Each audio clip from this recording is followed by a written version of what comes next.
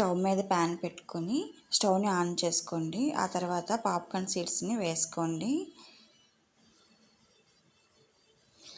Popcorn seeds అన్నీ మునిగేలాగా oil వేసుకోండి. ఇలా వేయడం వలన పాప్కార్న్స్ కిందని మనకి అంటుకోవు. ఒకసారి కలుపుకున్న తర్వాత ప్లేట్ని పెట్టుకొని మీడియం హైలో వేడి చేసుకోండి. 1 నిమిషం తర్వాత మనకి పాప్కార్న్స్ పైకి వచ్చేలాగా కనిపిస్తూ ఉంటాయి.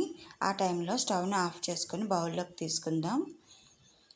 ఇది మ్యాజిక్ మసాలా, మ్యాగీ ప్యాకెట్స్లో ఉంటుంది కదండి, ఆ Maggi packet Maggi magic masala. దీనిని ఇప్పుడు వేసుకుందాం.